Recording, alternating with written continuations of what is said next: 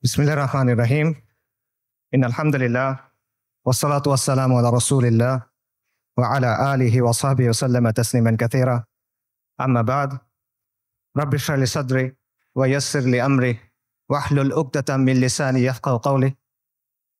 Wa qala subhanahu wa ta'ala, a'udhu billahi minash shaitanir rajim. وما لكم لا تقاتلون في سبيل الله والمستضعفين من الرجال والنساء والولدان الذين يقولون ربنا أخرجنا من هذه القرية الظالم أهلها واجعل لنا من لدنك وليا واجعل لنا من لدنك نصيرا الذين آمنوا يقاتلون في سبيل الله والذين كفروا يقاتلون في سبيل الطاغوت فقاتلوا أولياء الشيطان إن كيد الشيطان كان ضعيفا صدق الله العظيم. আমিরুল মুমিনিন সাইয়েদনা উমর ইবনুল খাত্তাব রাদিয়াল্লাহু আনহুমা আজমাইনের খিলাফতের সময়কার কথা। পারস্যের বিখ্যাত সেনাপতি গভর্নর হুরমুজান মুসলিমদের হাতে বন্দী। তাকে ওমর ইবনুল খাত্তাবের সামনে আনা হইল। ওমর রাদিয়াল্লাহু তখন ব্যস্ত, বিভিন্ন জায়গায় তিনি মুসলিম সেনাবাহিনীকে পাঠাচ্ছেন। তিনি হুরমুজানকে প্রশ্ন করলেন যে আমরা মুশরিকদের ভূমিতে অভিযান পাঠাচ্ছি, এই ব্যাপারে তোমার কি মতামত? জবাবে হুরমুজান বলল, এই ভূমি এবং এই ভূমিগুলার অধিবাসীদের অবস্থা হলো একটা পাখির মতো। পাখির দুইটা ডানা, দুইটা পা, একটা মাথা। একটা ডানা ভেঙে ফেলবেন আর একটা ডানা থাকবে। দুটা ডানা ভেঙে ফেলবেন, পায়ের উপর ভর দিয়ে থাকবে। কিন্তু যদি মাথা কেটে ফেলেন তাহলে আর কোনো কিছু কোনো কাজে আসবে না। মুসলিমদের শত্রুদের অবস্থা হলো, একটা ডানা হলো রোমের ক্রাইসার, রোমের সম্রাট, আরেকটা ডানা হলো পারস্য, দুইটা পা আর মাথা হলো খসরু। আপনি যদি খসরুকে আক্রমণ করেন এই পাখি শেষ হয়ে যাবে। আপনি মুসলিমদের বলেন খসরুকে আক্রমণ করতে। ওমর রাদিয়াল্লাহু আনহু এই পরামর্শ গ্রহণ করলেন এবং ইতিহাস সাক্ষী যে এই স্ট্র্যাটেজি সফল হয়। ওমর ইবনুল খাত্তাব রাদিয়াল্লাহু আনহুমা আজমাইনের খিলাফতের সময় অর্ধেক পৃথিবীর উপর ইসলামী শাসন কায়েম হয়। যে কোনো লড়াইয়ে, যে কোনো রাজনৈতিক প্রকল্পে, যে কোনো তাজদিদের প্রক্রিয়ায় সঠিক পলিসি থাকা, সঠিক স্ট্র্যাটেজি থাকা এবং শত্রুকে সঠিকভাবে চিহ্নিত করা অত্যন্ত গুরুত্বপূর্ণ। এটা ছাড়া কখনো আপনি সফল হতে পারবেন না। এবং এই জিনিসটা করতে হবে বাস্তবতার নিরিখে, শরিয়ার আলোকে এবং নিজের সামর্থ্য অনুসারে। এটা জজবা দিয়ে করলে হবে না, এটা আবেগ দিয়ে করলে হবে না, এটা উইশফুল থিঙ্কিং দিয়ে করলে হবে না, অথবা হিকমার নামে সুবিধাবাদের মাধ্যমে এটা করলে হবে না। আমি মনে করি আজকে যে বিষয়টা নিয়ে আলোচনা, আল কুদসের মুক্তি কোন পথে, সেই আলোচনার ক্ষেত্রে এই বিষয়টা মাথায় রাখা অত্যন্ত গুরুত্বপূর্ণ। এবং আল কুদসের মুক্তি কোন পথে এই আলোচনাটাও জরুরি, কারণ ওয়ান্স এন্ড ফর অল আমাদের সামনে এটা স্পষ্ট হওয়া জরুরি যে আল কুদস কিভাবে মুক্ত হবে। গত 409 দিন ধরে গাজায় আমাদের মুসলিম ভাই বোনদের হত্যা করা হচ্ছে, তাদের উপর হত্যাযজ্ঞ চলতেছে, তাদের উপর ধ্বংসযজ্ঞ চলতেছে। শিশুদের হত্যা করা হচ্ছে, নারীদের হত্যা করা হচ্ছে, বৃদ্ধদের হত্যা করা হচ্ছে, পুরুষদের তো হত্যা করা হচ্ছেই। তারা মারা যাচ্ছেন বুলেটের আঘাতে, বোমার আঘাতে, ধ্বংসস্তূপের নিচে চাপা পড়ে, শ্বাসরুদ্ধ হয়ে, জ্যান্ত আগুনে পুড়ে, চিকিৎসার অভাবে, ওষুধের অভাবে, অনাহারে, না খেতে পেয়ে। বাসা বাড়ি থেকে শুরু করে হসপিটাল, ইউনিভার্সিটি, রিফিউজি ক্যাম্প, কোনো কিছু বাকি নাই। ইহুদিরা সব জায়গায় হামলা করতেছে। আমেরিকা, পৃথিবীর top medical journal the Landsat সেটা বলছে যে গাজায় প্রায় 2 লক্ষ মানুষ মারা গেছে, কিন্তু এই সংখ্যাটা নিশ্চিত করা যাচ্ছে না, কারণ লাশগুলো ধ্বংসস্তূপের নিচে চাপা পড়ে আছে। এবং এটা পুরো পৃথিবীর কাছে স্পষ্ট যে ইহুদিরা এখানে একটা গণহত্যা চালাচ্ছে, এথনিক ক্লেন্সিং করতেছে, জাতিগত নিধন এবং জেনোসাইড চালাচ্ছে তারা। খোদ আইসিজে, যে ইন্টারন্যাশনাল কোর্ট অফ জাস্টিস, তারা বলছে গাজায় যেটা হচ্ছে এটা গণহত্যা হিসেবে কোয়ালিফাই করতে পারে। অ্যান্ড ইয়েট কেউ কিছু করে নাই। এটা সবার চোখের সামনে হচ্ছে। এটা কোনো পাথরের নিচে হচ্ছে না, কোনো গর্তের ভিতরে হচ্ছে না, কোনো অন্ধকার কোনায় হচ্ছে না। এটাকে বলা হচ্ছে the world's most televised genocide. এটা লাইভ স্ট্রিমিং হচ্ছে, আপনি চোখের সামনে দেখছেন কি হচ্ছে, আপনি লাইভ আপডেট পাচ্ছে, বাকি কেউ কিছু করে নাই। আন্তর্জাতিক আইন, মানবাধিকার, আন্তর্জাতিক সম্প্রদায়, জাতিসংঘ কেউ কিছু করে নাই। তারা এখানে নিষ্ক্রিয় দর্শক। আর পশ্চিমা বিশ্ব, আমেরিকা, ইউরোপ, তারা সক্রিয়ভাবে এই গণহত্যায় মদত দিচ্ছে। তারা ইসরায়েলকে অস্ত্র দিচ্ছে, তারা ইসরায়েলকে ফিনান্সিয়ালি হেল্প করতেছে এবং তারা ইসরায়েলকে কূটনৈতিকভাবে হেল্প করতেছে। আর মুসলিম বিশ্বের মুসলিম বিশ্বের শাসকদের কি অবস্থা? তাদের অবস্থা হলো তারা একদিকে কিছু বিবৃতি দিচ্ছে আর পেছনে তলে তলে তারা ইসরায়েলের সাথে নর্মালাইজেশন করতেছে। এটা হলো বাস্তবতা। এবং এই সব কিছুর পরে যে কথা সেটা হলো মসজিদ আল আকসা আজকে বনু ইসরায়েলের দখলে। এটা হলো বাস্তবতা। কালকে যদি বনু ইসরায়েল মসজিদ আল আকসা ধ্বংস করে দেয়, কালকে যদি তারা ওখানে থার্ড টেম্পল বানানো শুরু করে, তাদের তৃতীয় মন্দির বানানো শুরু করে, কে কি করবে বলেন?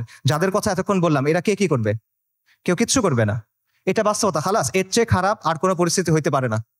কাজেই এই অবস্থায় এই প্রশ্নের উত্তরটা আমাদের কাছে স্পষ্ট হওয়া দরকার যে আল কুদসের মুক্তি কোন পথে। এবং এই প্রশ্নের উত্তর কঠিন না, এই প্রশ্নটাও সহজ, প্রশ্নের উত্তরও সহজ। আল্লাহ আজ্জা ওয়া জাল কোরআনে এই প্রশ্নের উত্তর দিয়ে দিয়েছেন। আমাদের ইতিহাস থেকে এই প্রশ্নের উত্তর স্পষ্ট, এবং এই সময়েও, এই যুগেও, সাম্প্রতিক সময়েও এই প্রশ্নের উত্তর অনেকে আমাদের কাছে স্পষ্ট করে দিয়েছেন। কিন্তু স্পষ্ট উত্তর, সহজ উত্তর আমরা সহজে মানতে পারি না। উত্তর অনেক সহজ, উত্তরটা নেওয়া কঠিন। সো এই জন্য এই প্রশ্নের উত্তরটা স্পষ্ট করা দরকার। আমি আসলে এই জন্যই আজকে আসছি। আমার এখানে আসার কথা ছিল না। I had different plans. এই সেমিনারটা আমার অ্যাটেন্ড করার কথা ছিল না। যে কয়টা কারণে অ্যাটেন্ড করা, তার অন্যতম বা প্রধান কারণ হইল যে আমার কাছে মনে হয়েছে আমি অনেক জায়গায় গেছি, অনেক কথা বলছি, বাট এই কথাগুলো বলা হয় নাই এবং এই কথাগুলো বলা প্রয়োজন। সো এগুলো বলার জন্য আমি আসলে এখানে আসছি। এবং আজকে দেখবেন যে অনুষ্ঠানের যে অন্য টপিকগুলো আছে সেটার সাথে আমার টপিকটা একটু ডিফারেন্ট। মূল টপিকগুলো হলো যে ইসলামের প্রস্তাবনা, সমাজের ক্ষেত্রে, রাষ্ট্রের ক্ষেত্রে। এই টপিকটা একটু ডিফারেন্ট, কারণ আমি রফিক ভাইকে বলছিলাম যে আমি সেমিনারে আসবো, বাট আমাকে এই টপিকে কথা বলতে দিতে হবে। আমি আসছি দুইটা কারণে। এক হলো আপনাদের সামনে স্পষ্ট করে দেওয়ার জন্য যে আল কুদসের মুক্তি কোন পথে, যাতে আপনাদের কোনো অজুহাত না থাকে, আপনারা যেন পরে গিয়ে বলতে না পারেন কেউ আমাদেরকে বলে নাই, আমরা জানতাম না, আমরা বুঝি নাই। এই অজুহাতটা সরায় নেওয়ার জন্য আসছি। আর আমি এই জন্য আসছি যাতে যেই দিন আল্লাহ আজ্জা ওয়া জালের সামনে গিয়ে দাঁড়াইতে হবে আমার, সেদিন যেন আমি এটুক বলতে পারি যে আমি কিছু করতে পারি নাই, কিন্তু এই কথাটা আমি আমার কমের সামনে বলছিলাম।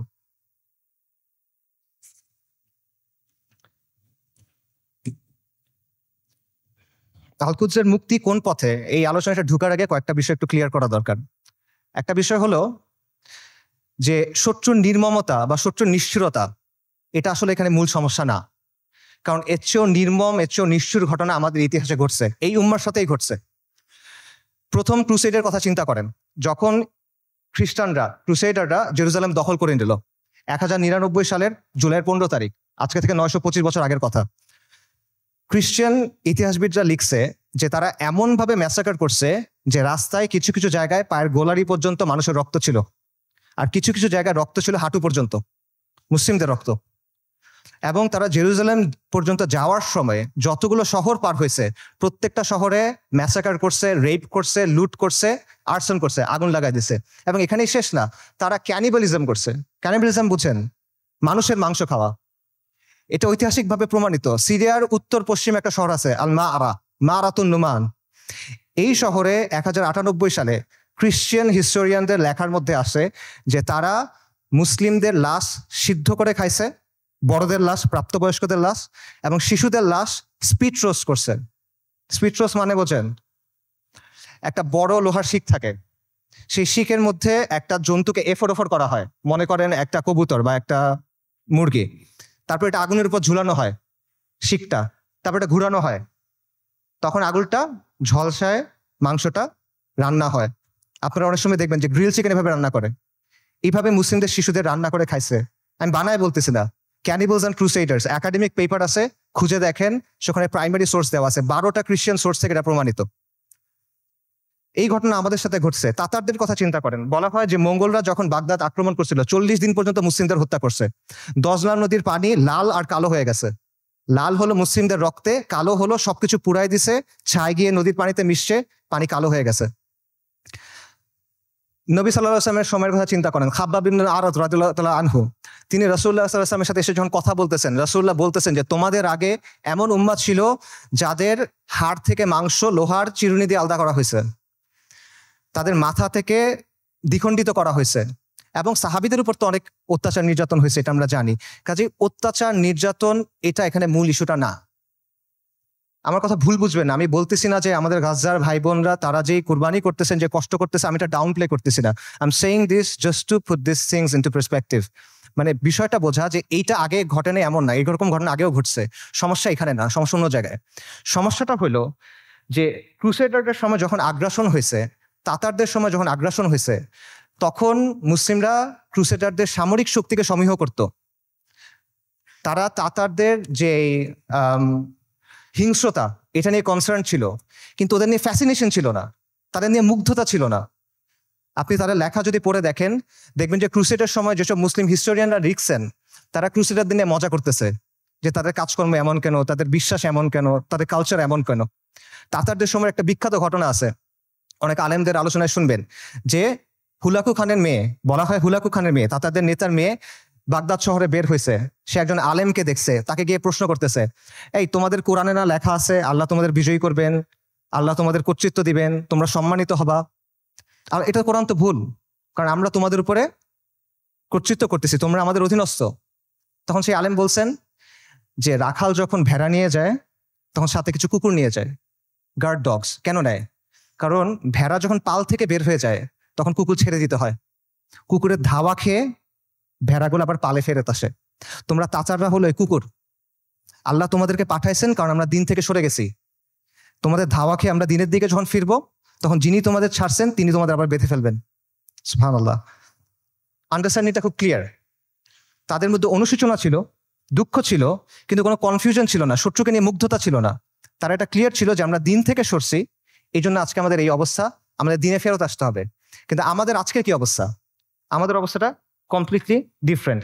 যারা আমাদেরকে হত্যা করতেছে, যারা আমাদের উপর আগ্রাসন চালাচ্ছে, তাদের নিয়ে আমাদের মধ্যে মুগ্ধতা কাজ করে, তাদের নিয়ে আমাদের মধ্যে ফ্যাসিনেশন কাজ করে। এবং আমরা মনে করি যে আমরা আরো বেশি করে কুফারের মতো হইতে হবে, আমাদের কুফারের অনুকরণ করতে হবে, তাহলে মনে হয় আমরা জিততে পারবো, তাহলে মনে হয় আমাদের দুরবস্থা যাবে। এবং আমরা মনে করি যে কুফারের যে তন্ত্রমন্ত্র আছে, কুফারের যে বাদ মতবাদ আছে, এগুলোর মাধ্যমে মনে হয় দিনের খেদমত হবে। আমরা এটা চিন্তা করতেছি। এগুলো কেন হচ্ছে? কারণ শত্রুর দিন নিয়ে আমাদের মধ্যে মুগ্ধতা আছে, আর আমাদের দিন নিয়ে আমাদের মধ্যে আছে হীনম্মন্যতা। ইবনু খালদুন একটা কথা বলছেন যে the vanquish always imitates the victor. যারা পরাজিত জাতি, তারা সবসময় বিজয়ী জাতির অনুকরণ করে। এক্স্যাক্টলি সেম জিনিসটা এখানে হচ্ছে। ক্রুসেডের সময়, মঙ্গলদের আগ্রাসনের সময় আমরা সামরিক এবং রাজনৈতিকভাবে পরাজিত ছিলাম, কিন্তু আদর্শিকভাবে পরাজিত ছিলাম না। এখন আমরা সামরিক, রাজনৈতিকভাবে পরাজিত, আমরা আদর্শিকভাবে পরাজিত, আমরা মনস্তাত্ত্বিকভাবে পরাজিত। এই কারণে সহজ যে উত্তর, সহজ যে সমাধান, এটা আমরা গ্রহণ করতে পারি না। আল-কুদসের মুক্তি কোন পথে হবে? আল-কুদসের মুক্তি হবে জিহাদের মাধ্যমে, কিতালের মাধ্যমে, তরবারির ধারালো অগ্রভাগ দিয়ে আল-কুদস মুক্ত হবে, আর কোনো কিছু দিয়ে হবে না। আল্লাহ আযজা ওয়া জাল কোরআনে বলছেন আল-কুদসের জন্য আপনার করণীয় কি?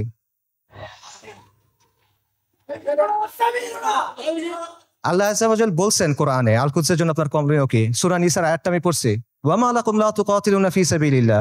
তোমার কি হয়েছে, তোমাদের কি হলো, তোমরা কেন আল্লাহর রাস্তায় কিতাল করতেছো না? এই জিনিসটা স্পষ্ট। আল্লাহ সুবহানাহু ওয়া তাআলা বলছেন ওয়া আইদ্দু লাহুম মাসতাতাতুম মিন কুওয়া, তোমরা প্রস্তুত করো তাদের সে জিহাদের জন্য। আল্লাহ সুবহানাহু ওয়া তাআলা বলছেন ওয়া কাতিলুহুম হাত্তা লা তাকুনা ফিতনা, ওর সাথে কিতাল করো যতক্ষণ পর্যন্ত ফিতনা দূরীভূত না হয়। এটা স্পষ্ট।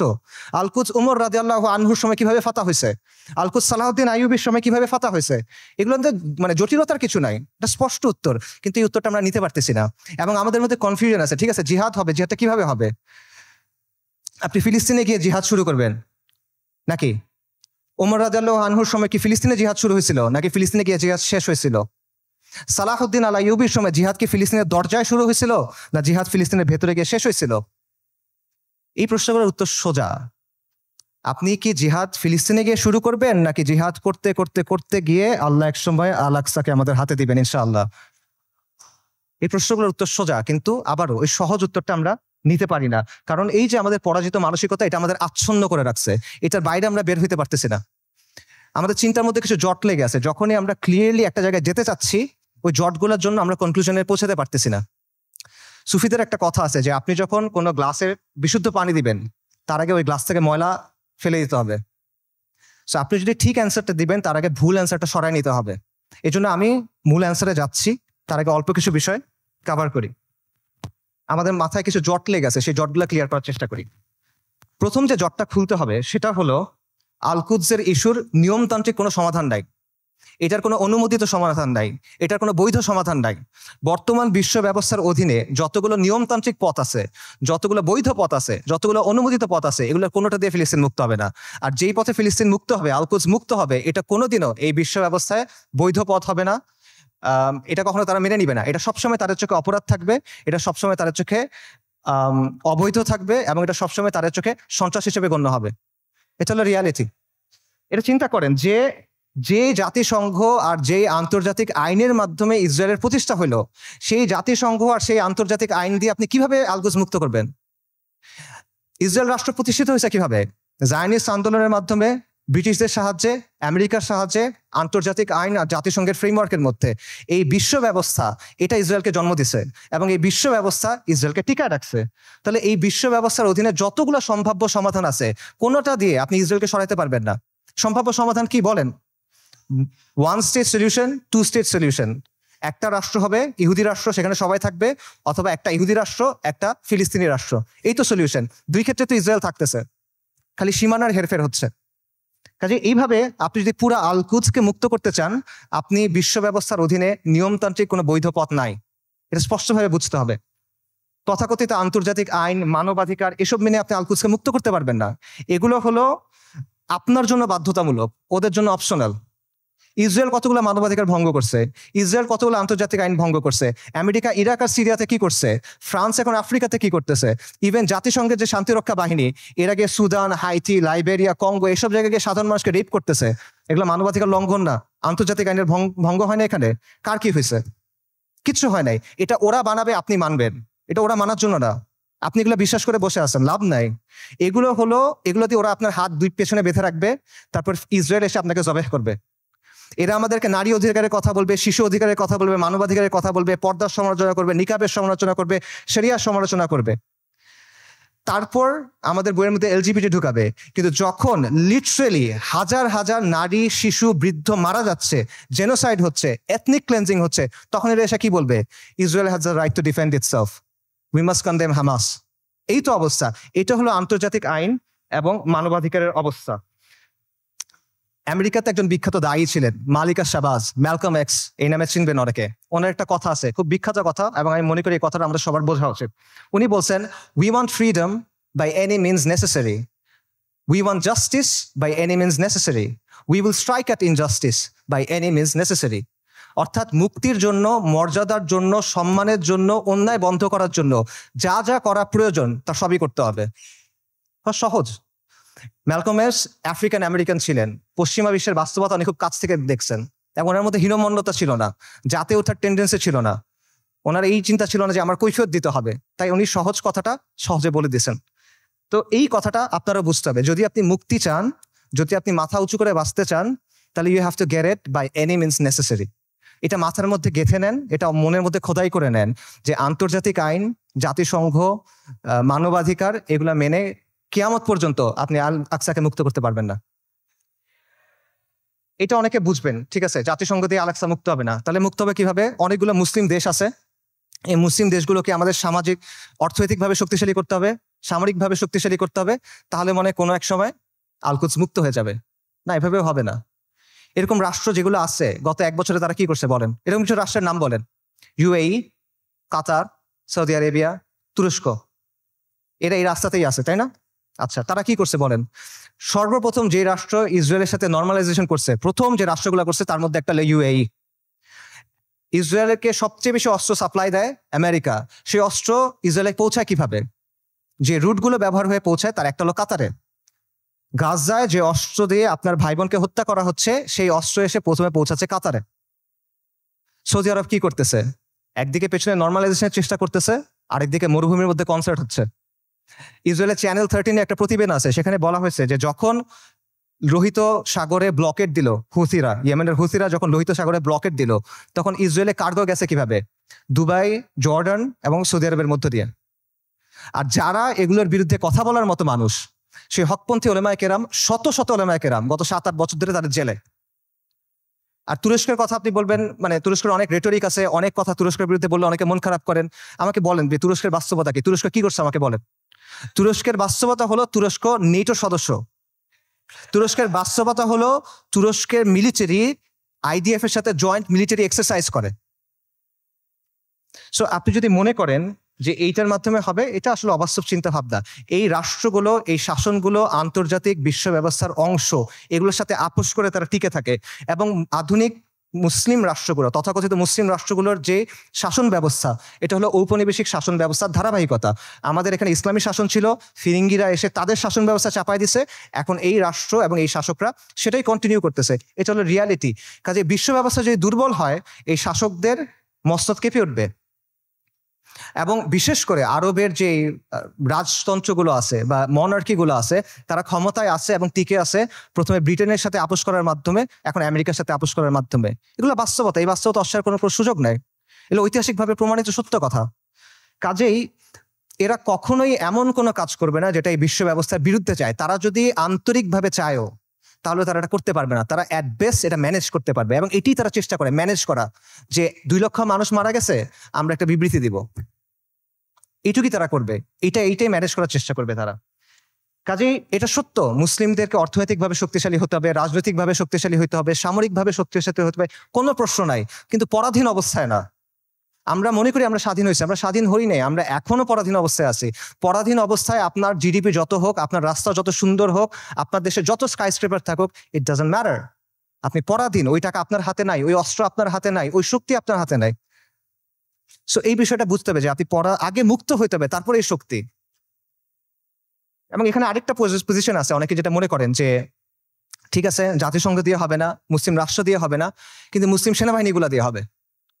এই সেনাবাহিনীগুলা, বিশেষ করে আরবের যে সেনাবাহিনীগুলো আছে, ফিলিস্তিনের কাছাকাছি যে সেনাবাহিনীগুলো আছে, এরা হয়তোবা সাহায্য করবে। এবং আপনারা দেখবেন যে যখনই এই ম্যাসাকারগুলো হয়, ইসরায়েল তো পিরিয়ডিক্যালি এটা করে, কিছুদিন পরপরই এটা হয়, তখনই এরকম হ্যাশট্যাগ থাকে, যেমন আর্মিজ টু আলাক্সা, যে আর্মিগুলাকে আলাক্সাকে মুক্ত করবে। এটা অবাস্তব চিন্তা ভাই। আমি আপনাকে ইয়েমেনের তাগুত আলী আবদুল্লাহ সালের একটা কথা বলি।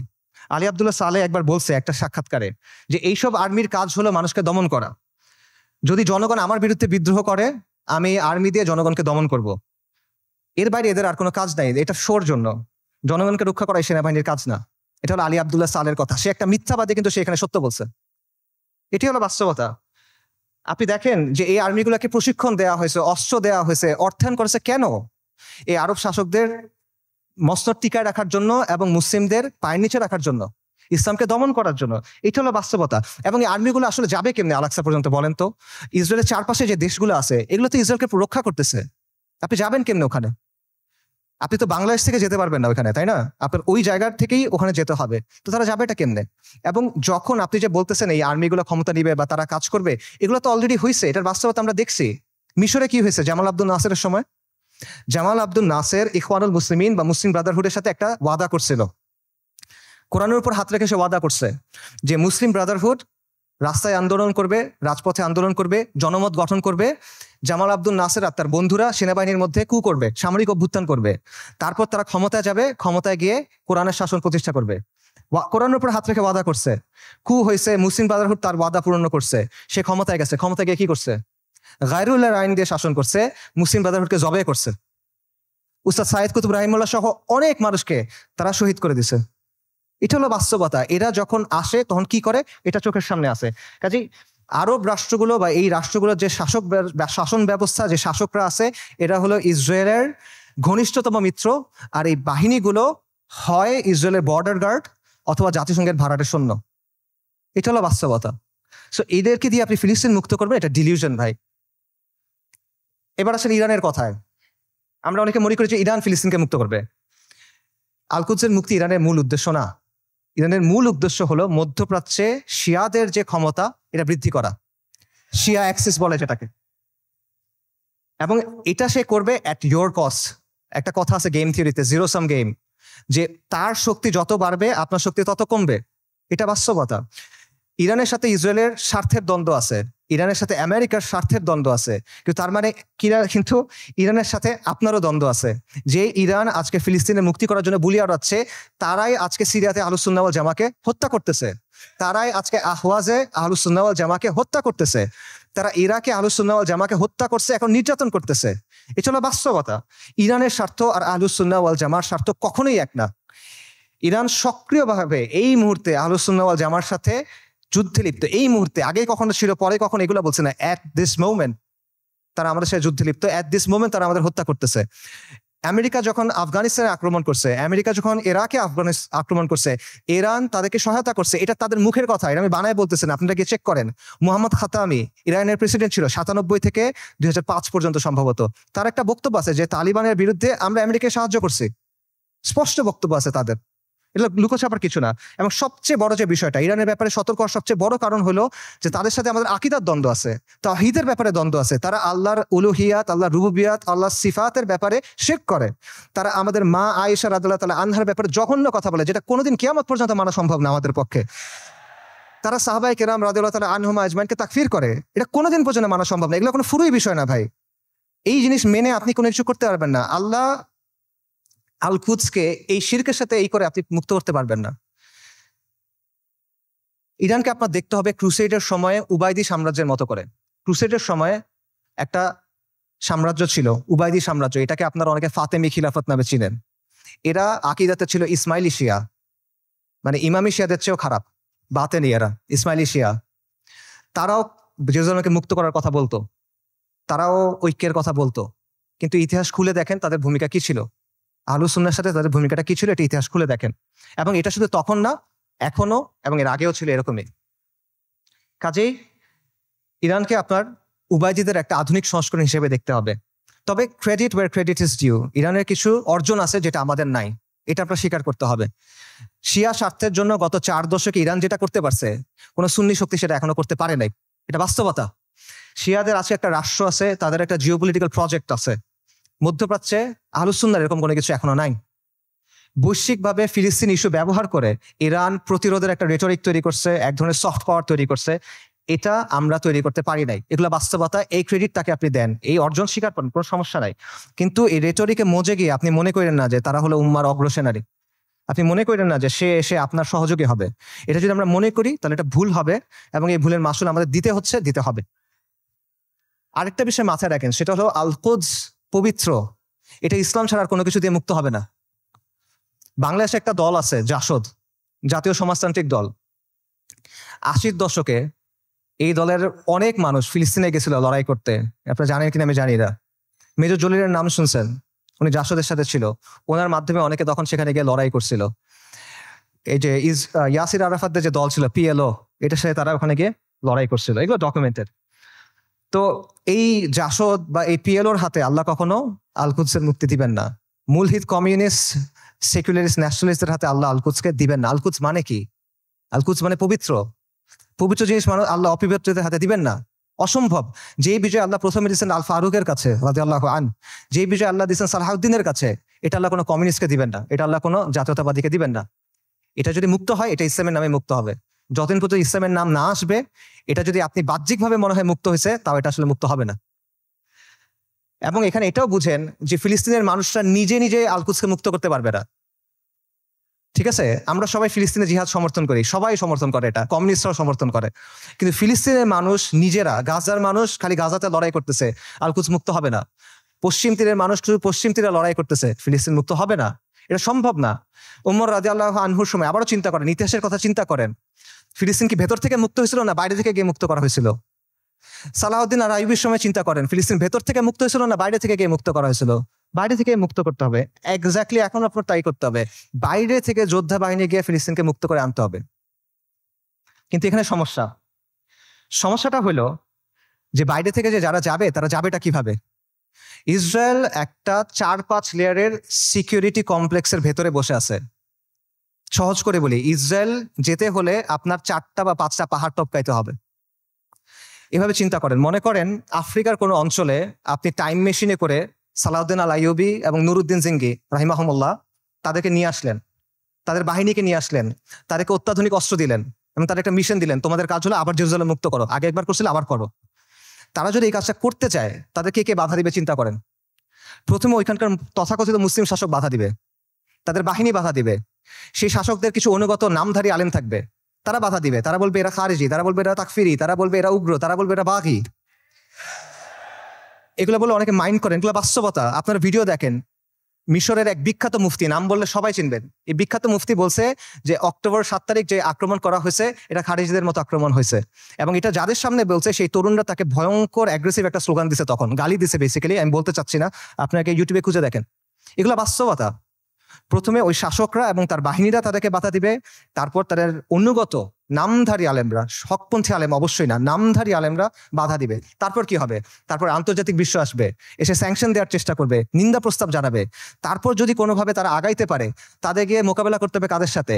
ইসরায়েলকে ঘিরে রাখা আরব দেশগুলা এবং সেগুলোর শাসক এবং সেগুলোর সেনাবাহিনীর সাথে। এগুলো যদি আপনি ক্রস করেন, তখন আপনার লড়াই করতে হবে আমেরিকার সাথে, তারপর আপনি ইসরায়েলের সাথে ফাইট করতে পারবেন, তার আগে না। এটা হলো বাস্তবতা।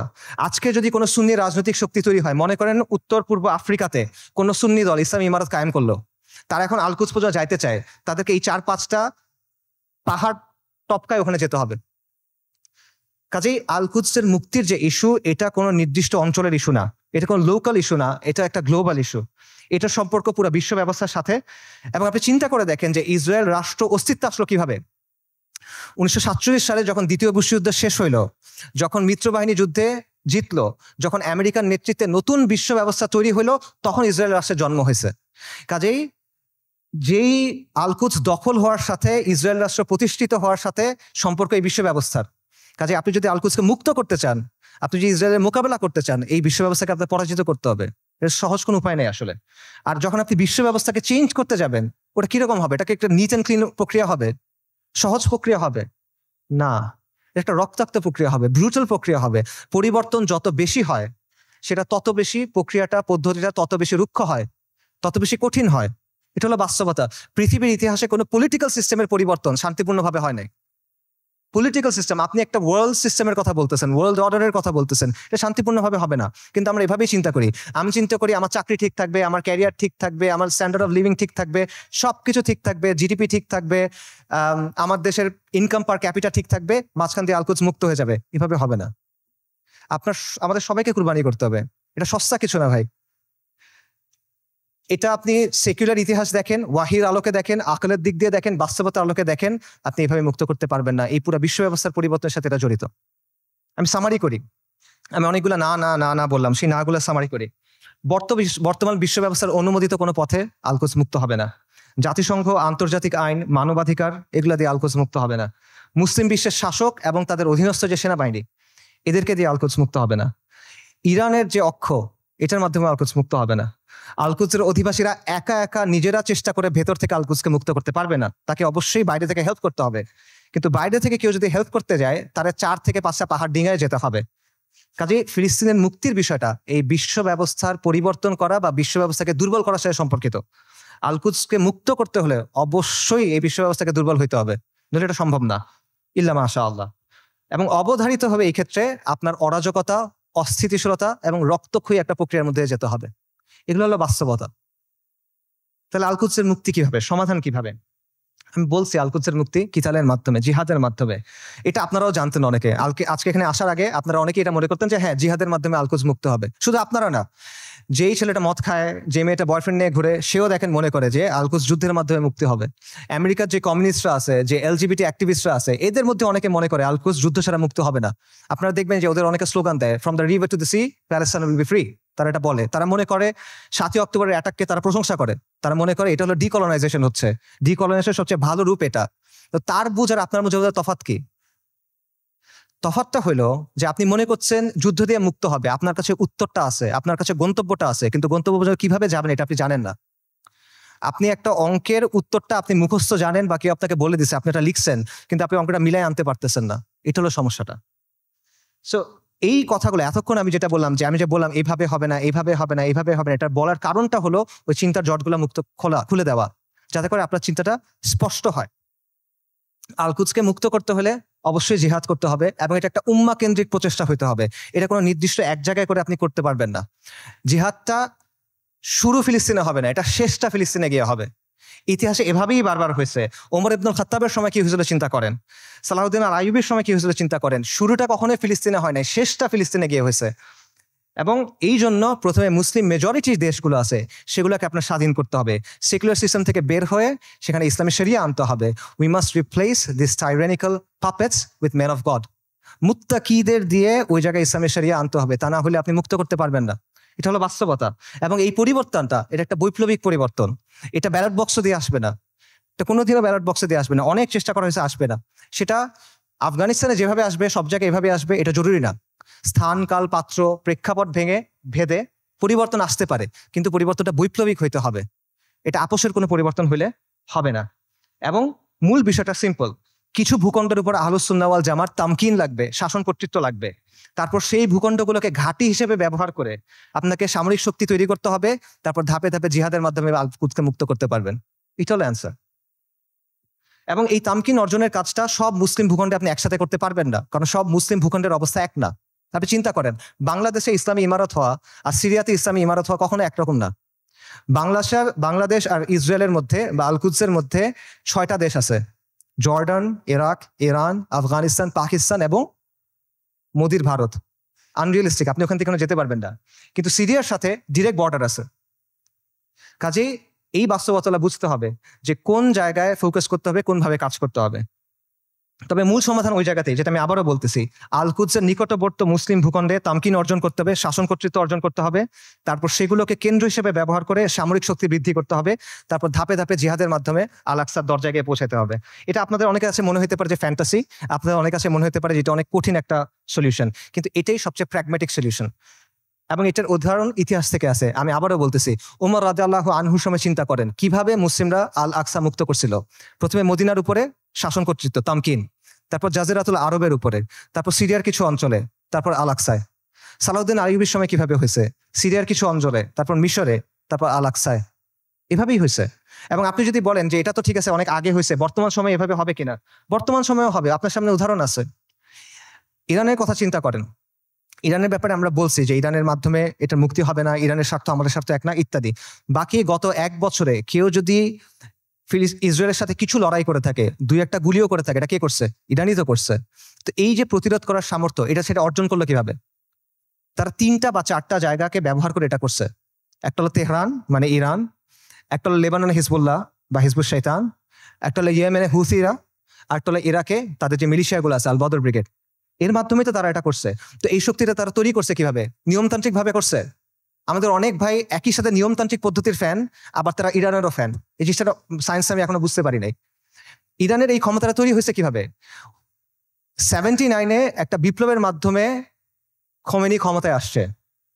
তারপর 80-র দশকে তারা লেবাননে গিয়ে IRGC, যেটা ইসলামিক রেভলিউশনারি গার্ড কর্পস, ঠিক আছে, ইরানের যেটা, তারা গিয়ে লেবাননের যে শিয়া ফ্যাকশন গুলো ছিল সেগুলোকে একত্রিত করছে, তাদেরকে প্রশিক্ষণ দিছে, তাদেরকে ট্রেনিং দিছে। এইটা পরবর্তী থেকে হিজবুল্লাহতে পরিণত হয়েছে। এবং হিজবুল্লাহ কি কোনো নিয়মতান্ত্রিক দল? এটা একটা ডেজিগনেটেড টেররিস্ট অর্গানাইজেশন। খুঁজে দেখেন ইয়েমেনে হুথিরা কিভাবে তৈরি হয়েছে। হুথিদেরকে গিয়ে অর্থ দিছে, প্রশিক্ষণ দিছে, অস্ত্র দিছে কারা? ইরান। হুথিরা কি ডেজিগনেটেড টেররিস্ট দল? সো এই বাস্তবতা আপনার চোখের সামনে আছে। এবং এটা কোনোটা কিন্তু নিয়মতান্ত্রিক মাধ্যমে হয় নাই। এরা শক্তির মাধ্যমে ক্ষমতায় আসছে, শক্তির মাধ্যমে জায়গা করে দিছে এবং নিজেদের পলিটিক্যাল এজেন্ডা দিয়ে তারা করছে। আমি বলতেছি না রাফিদারের মাধ্যমে ফিলিস্তিন মুক্ত হবে, আমি আবারও ক্লিয়ার করতেছি। আমি জাস্ট আপনাদের এক্সাম্পল দিচ্ছি যে কিভাবে বর্তমান সময়েও এই প্রসেস কাজ করে, কিভাবে তামকিন অর্জনের পরে ধাপে ধাপে আপনি শক্তি অর্জন করতে পারবেন এবং প্রতিরোধ করার ক্যাপাসিটি অর্জন করতে পারবেন। এবং এটার আরো অনেক উদাহরণ আছে।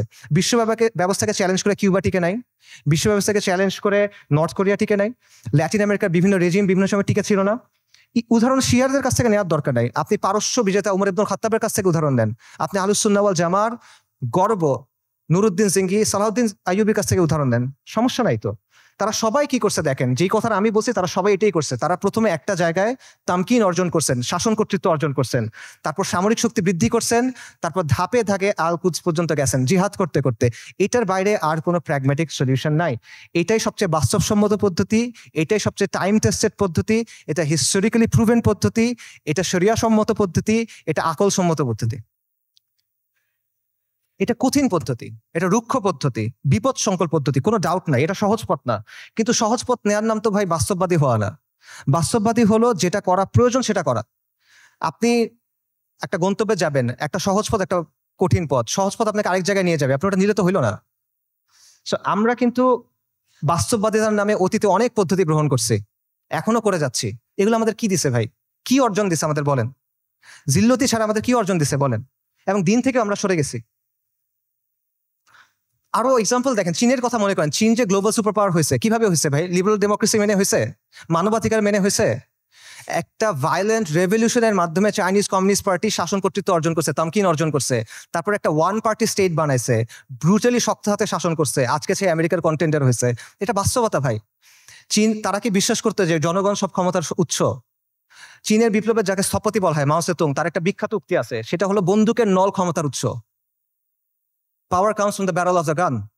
এটা বাস্তবতা। এই বাস্তবতা, political power comes from the barrel of the gun, এটা দুনিয়ার বাস্তবতা। আপনি বাস্তবতা বুঝার পরে বাস্তবসম্মত পলিসি নিতে পারেন। এবং আপনাকে ওই যেটা বলছিলাম, এই পলিসি আপনার নিতে হবে বাস্তবতার নিরিখে, শরিয়ার আলোকে এবং নিজের সামর্থ্য অনুসারে, এবং আপনার শত্রুকে আপনার চিনতে হবে। আমরা শুরুতে হরমুজানের কথা বলছিলাম। মুসলিমদের শত্রুদের তুলনা হলো পাখির মতো। পাখির দুটা ডানা, দুটা পা, একটা মাথা। আজকে 1400 বছর পর্যন্ত ডানা একটা ভেঙে ফেলবেন, আর একটা ডানা থেকে যাবে। দুটা ডানা ভেঙে ফেলবেন, পা থেকে যাবে। মাথা কেটে ফেলবেন, পাখি শেষ। রাইট? তা আজকে 1400 বছর পরে বাস্তবতা কি? মুসলিমদের শত্রুদের অবস্থা একটা পাখির মতো। এক ডানা নেটো, এক ডানা ইসরায়েল, দুই পা হলো এই আরব বিশ্বের শাসকেরা। মাথাকে আমেরিকা। ইসরায়েলকে সবচেয়ে বেশি সামরিক সমর্থন কে দেয়? আমেরিকা। ইসরায়েলকে সবচেয়ে বেশি অর্থনৈতিক সমর্থন কে দেয়? ইসরায়েলকে সবচেয়ে বেশি রাজনৈতিক সমর্থন কে দেয়? বারবার জাতিসংঘের সিকিউরিটি কাউন্সিলে ভেটো কে দেয়? এই শাসকদের মসনদ কে টিকায় রাখে? কাজেই আমেরিকাকে রাজি খুশি রেখে, আমেরিকার মনের মতো করে, আমেরিকার বানানো ছকে খেলে, তাদের ঠিক করা নিয়ম মেনে কোনোদিন পর আল-কুদস মুক্ত হবে না। এটা পসিবল না। আপনার আমেরিকার কথা চিন্তা করেন, গত 1 বছর ধরে তাদের সাথে যেই ঘটনাগুলো ঘটতেছে সেগুলোর কথা চিন্তা করেন। আপনি ওই ছেলেটার কথা চিন্তা করেন, হাফেজ। আপনারা ভিডিও দেখছেন, রিফিউজি ক্যাম্পের ভিতরে আগুনে পড়ে মারা গেছে। ছেলেটার নাম ছিল শাবান, কোরআনে হাফেজ, সফটওয়্যার ইঞ্জিনিয়ারিং নিয়ে পড়তেছিল। আপনারা রুহ আর রুহ রিমের কথা চিন্তা করেন, ওই যে ছোট্ট মেয়েটা, বিল্ডিং ধসে গেছে, মারা গেছে, তার দাদা তার ডেড বডি বুকে নিয়ে বলছে রিম, রুহ আর রুহ। তার কথা চিন্তা করেন, তাদের কষ্টের কথা চিন্তা করেন। আপনি ওই বাবার কথা চিন্তা করেন যে সে বিস্কিট কিনতে গেছিল বাচ্চার জন্য, ফিরে এসে দেখে তার স্ত্রী সন্তান মারা গেছে। সে কান্না করতেছে আর বিস্কিটটা বাচ্চার হাতে দিয়ে বলছে, বাবা তুমি এটা নিয়ে যাও। আপনি মার কথা চিন্তা করেন যে বাচ্চার জন্য আটা আনতে গেছে, কারণ বাচ্চা ক্ষুধায় কাঁদতেছে, বুঝে না তো, আটা আনতে গেছে, এসে দেখে সবাই মারা গেছে। আপনি হিন্দ রাজাবের কথা চিন্তা করেন, 6 বছর বয়সী মেয়ে। ওরা গাজা থেকে পালায় যাওয়ার চেষ্টা করতেছিল, 7 জন পুরা ফ্যামিলিতে। ইসরায়েলি ট্যাঙ্ক ওদের ঘিরে ফেলছে, গুলি করছে, সবাই মারা গেছে, ও বেঁচে আছে। তখন রেড ক্রিসেন্টে ফোন করছে, অডিও কলটা ইউটিউবে আছে, আপনারা শুনতে পারবেন। ও বলছে যে আমাকে তোমরা বাঁচাও, আমার খুব ভয় লাগতেছে। ও সব পাশে সবাই মারা গেছে, বাবা মা সবাই মারা গেছে, 6 বছর বয়সী একটা মেয়ে।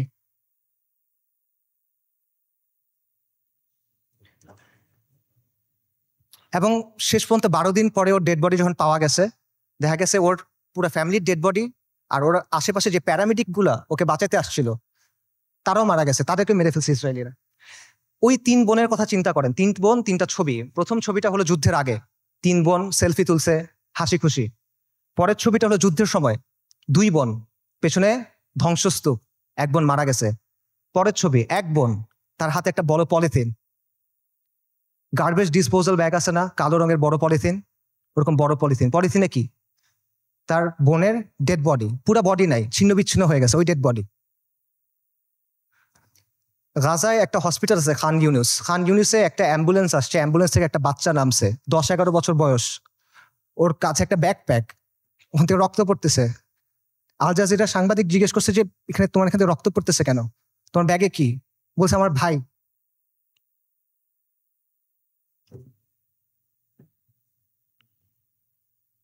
বাচ্চারা, ডাক্তাররা ব্যাগ খুলে দেখছে যে একটা 5 বছর বয়সী বাচ্চার ডেড বডি, পুরা বডি নাই, ছিন্ন বিচ্ছিন্ন বডি।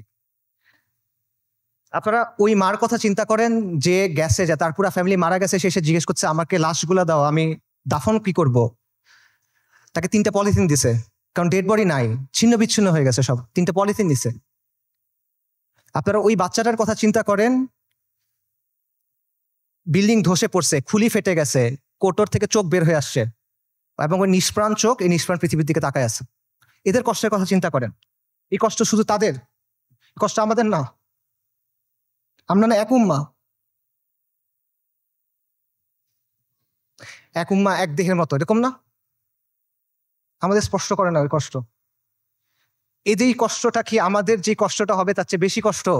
আমাদের যে কষ্ট ওটা কি এর চেয়ে বেশি কষ্ট?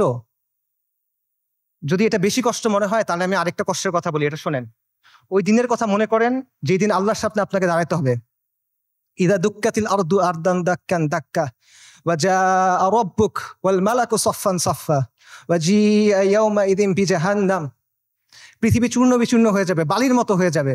আপনার প্রতিপালক আসবেন এবং মালাইকারা আসবে সারিবদ্ধভাবে, এবং জাহান্নামকে আপনার সামনে আনা হবে। ওই দিন আল্লাহ আপনাকে প্রশ্ন করবেন, আমাদেরকে প্রশ্ন করবেন, কি জবাব দিবেন আল্লাহকে বলেন? ফায়াউমাইযিন লা ইউআযযিবু আযাবাহু আহাদ ওয়া লা ইউসিকু ওয়াসাকাহু আহাদ। আল্লাহ ওই দিন যেভাবে আযাব দিবেন ওভাবে আর কেউ দেয়া নাই। আল্লাহ ওই দিন যেভাবে বাঁধবেন ওভাবে আর কেউ বাঁধে নাই। কি বলবেন আল্লাহকে তখন? আল্লাহ আপনাকে যদি জিজ্ঞেস করেন তুমি কি করছিলে, আপনি কি জবাব দিবেন বলেন? এই কষ্ট বেশি না দুনিয়াতে আপনার যে কষ্ট হবে সেটা বেশি? লা ইলাহা ইল্লাল্লাহ। এত কিছুর পরও দেখেন আল কুদসের মানুষ ঈমান, ইস্তিকামাত এবং সবরের কি দৃষ্টান্ত স্থাপন করছে। একজন বৃদ্ধা বলতেছে, আমাদের জান, মাল, সন্তান সবকিছু আল্লাহর জন্য কুরবান। মৃত্যু যদি আল কুদসের জন্য হয় তাহলে এটা সুন্দর মৃত্যু। ইনশাআল্লাহ কিয়ামত পর্যন্ত আমরা রিবাদ করে যাব। এটা সস্তা কিছু না, এটা রাসূলুল্লাহ সাল্লাল্লাহু আলাইহি ওয়াসাল্লামের ইসরা ওয়াল মিরাজের জায়গা। আমরা বাইতুল মাকদিসের অধিবাসীরা প্রস্তুতি আছি, কুরবানি করার জন্য প্রস্তুতি আছে, যত কুরবানি লাগে আমরা করব। ওই বাবার কথা চিন্তা করেন, হাসপাতালে একই দিনে 2 বাচ্চা মারা গেছে, 2 ছেলে মারা গেছে। উনি বলতেছেন আলহামদুলিল্লাহ, এটা জিহাদের ভূমি, এটা রিবাতের ভূমি, আমাদের যা কিছু আছে সব আল্লাহর জন্য। আল্লাহ আমাদের খালেক, উনি আমাদের তৈরি করছেন, উনি আমাদের পাঠাইছেন, উনি নিয়ে যাবেন, ওনার যা খুশি উনি করবেন। আমরা এটাতে খুশি, আমরা এটার উপর সবর করব। বান্দা যখন বিপদের মধ্যে পড়ে, ওলামায়ে কেরাম হাদিসের আলোকে বলছেন যে বান্দা যখন বিপদের মধ্যে পড়ে তখন আল্লাহ এটার মাধ্যমে তার সগীরা গুনাহগুলো মাফ করে দেন, অথবা তাকে পরিশুদ্ধ করেন, কারণ আল্লাহ তাকে আখিরাতে বড় পুরস্কার দিতে চান।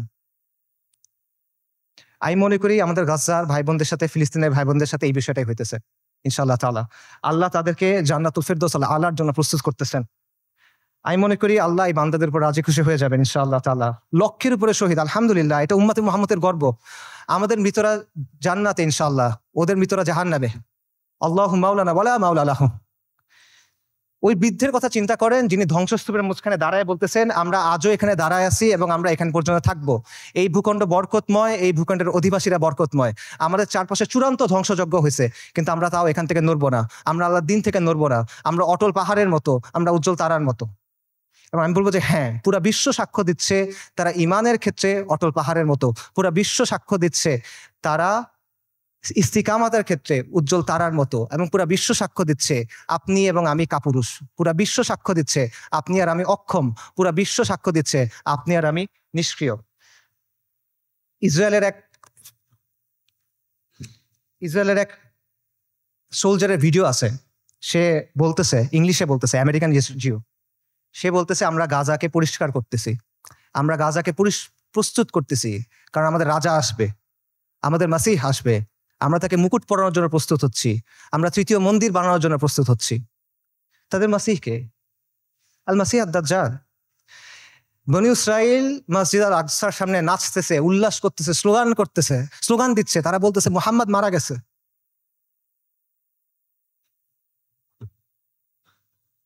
আল্লাহুম্মা সাল্লি ওয়া সাল্লিম আলা নবিয়িনা মুহাম্মদ। এটা কি অবস্থা ভাই? এই জিনিসটা মানা সহজ নাকি আল কুদসের জন্য ফাইট করা সহজ?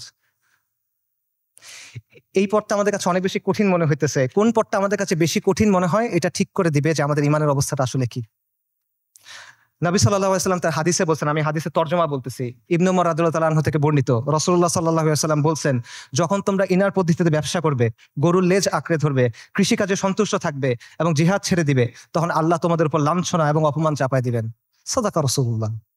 এর চেয়ে বড় লাঞ্ছনা আর এর চেয়ে বড় অপমান কি আছে? আর নবী সাল্লাল্লাহু আলাইহি ওয়াসাল্লাম বলছেন এই অবস্থা ততক্ষণ থাকবে যতক্ষণ না পর্যন্ত তোমরা তোমাদের দ্বীনে ফেরত আসো। সুনান আবু দাউদের হাদিস। আল কুদস জিহাদের মাধ্যমে মুক্ত হবে, কিন্তু এই জিহাদের দরজা কেউ এসে আপনার জন্য খুলে দিবে না। আসমান থেকে ফেরেশতা নেমে এসে আপনার জন্য জিহাদের দরজা খুলে দিবে না। জিহাদের দরজা খুলতে হবে তাওহীদ আর হাদিদের শক্তি দিয়ে, খুলতে হবে না, ভাঙতে হবে। এটা এই রাস্তা আপনি মনে করতেছেন আল কুদস পর্যন্ত আপনার জন্য একটা লাল গালিচা বিধানো রাস্তা তৈরি করে দিবে যে ভাই আমি আল কুদসে গিয়ে জিহাদ করব। না, আপনার রক্ত, আপনার হাড়, আপনার মাংস, লাশের শাড়ি, খুলির পাহাড় পার হয়ে আপনার আল আকসা যাইতে হবে। এটা ছাড়া আর কোনো অপশন নাই। আল কুদসের দাম অনেক বেশি, এটা সস্তা না। বাইতুল মাকদিসের মানুষরা বলে দিছে, আল্লাহ আপনি আমাদের কাছ থেকে নেন, যতক্ষণ পর্যন্ত আপনি খুশি না হন আপনি আমাদের কাছ থেকে নেন, আমরা প্রস্তুত আছি। এই কথাটা যখন আমরা বলতে পারবো এবং এই কথার উপর যখন আমরা আমল করতে পারবো, যখন আমরা বলবো ইয়া আল্লাহ আপনি নেন, ততক্ষণ পর্যন্ত নেন যতক্ষণ আপনি সন্তুষ্ট না হন, তারপর আপনি আমাদেরকে আল আকসা দেন, তখন আল কুদস আপনি মুক্ত করতে পারবেন, আগ পর্যন্ত পাবেন না। আল কুদস এমন এক দুলহান যার মাহার আমাদের রক্ত। আল কুদস এমন এক দুলহান যার মাহার আমাদের রক্ত, মাহার পরিশোধ করা ছাড়া কোনো বিকল্প নাই, কোনো বিকল্প নাই। আল্লাহ আযজা ওয়া জাল্লা আল কুদসকে মুক্ত করার প্রক্রিয়ায় শামিল হওয়ার তৌফিক দান করেন। আল্লাহ আমাদের তৌফিক দান করেন আল কুদসকে মুক্ত করার। আল্লাহ আমাদের দুনিয়ার ভালোবাসার মৃত্যুকে অপছন্দ করার অসুখ থেকে মুক্ত করে দেন। আল্লাহ আমাদের মসজিদ আল আকসাতে সালাত আদায় করার তৌফিক দান করেন। আল্লাহ আমাদের চোখগুলোকে প্রশান্তি দেন। আল্লাহ আমাদেরকে খাইবারের মতো একটা দিন দেখান। আল্লাহ আমাদের বনু কুরাইযার মতো একটা দিন দেখান। আল্লাহ আমাদেরকে বনু কুরাইযার মতো একটা দিন দেখান। আল্লাহ আমাদের ক্ষমা করে দেন। আল্লাহ আমাদের মাফ করে দেন। আল্লাহ আমাদের নিফাক দূর করে দেন। আল্লাহ আমাদের নিষ্ক্রিয়তা দূর করে দেন।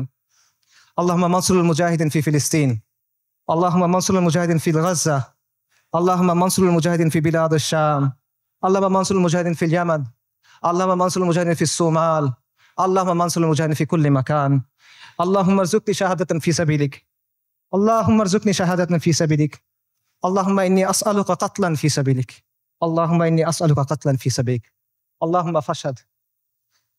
এই বক্তব্য যদি ভালো কিছু থাকে এটা আল্লাহর পক্ষ থেকে, যা কিছু খারাপ যা কিছু ভুল এটা আমারও শয়তানের পক্ষ থেকে। ওয়া মা আলাইনা ইল্লাল বালাগ। আসসালামু আলাইকুম ওয়া রাহমাতুল্লাহ।